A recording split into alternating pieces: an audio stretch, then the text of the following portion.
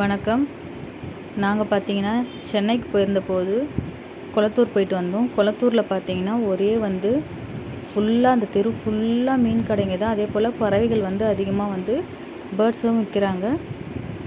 மீன் பார்த்தீங்கன்னா டிஃப்ரெண்ட்டாக நேமில் இருக்குது.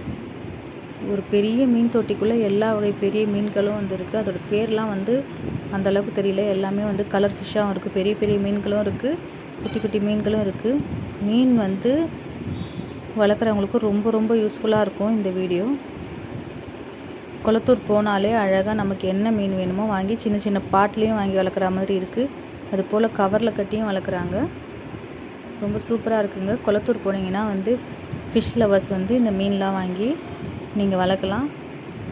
அதே போல் பறவைகளும் ரொம்ப அதிகமாக டிஃப்ரெண்ட் நேமில் இருக்குது பறவைகள். பெட் லவர்ஸ்க்கு ரொம்ப பிடிச்ச ஏரியா அப்படின்னா இந்த கொளத்தூர் சொல்லலாம். ஜோடியாக பறவைகள், மீன்கள் இது எல்லாமே விற்கிறாங்க. அதே போல் அழகுக்காக மீன்களை வாங்கி வளர்க்குறவங்களும் இருக்காங்க. கவரில் கட்டியே மீன்கள்லாம் வெளியே தொங்க விட்டுருந்தாங்க. அதே போல் மீன் தொட்டிகளும் நமக்கு தேவையான அளவுக்கு அங்கே கிடைக்கிது. எந்த சைஸில் வேணாலும் வாங்கிக்கலாம். அதே போல் பறவைகள் வளர்க்குறதுக்கு தேவையான கூடுகளும் செஞ்சு விற்கிறாங்க. நமக்கு என்ன வேணுமோ எல்லாமே அந்த கொளத்தூரில் கிடைக்கிது.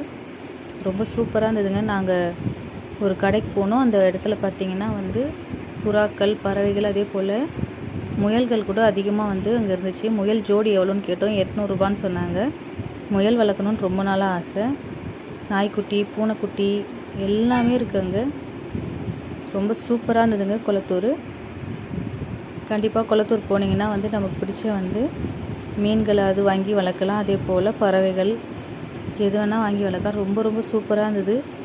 இதில் என்னால் முடிஞ்ச வரைக்கும் எந்த அளவுக்கு பதிவு பண்ண முடியுமோ அந்த அளவுக்கு நான் வீடியோலாம் எடுத்துகிட்டு வந்தேன். பறவைகள் பார்க்குறதுக்கு பார்த்துக்கிட்டே இருக்கலாம் போல இருக்குது. ரொம்ப சூப்பராக இருந்தது.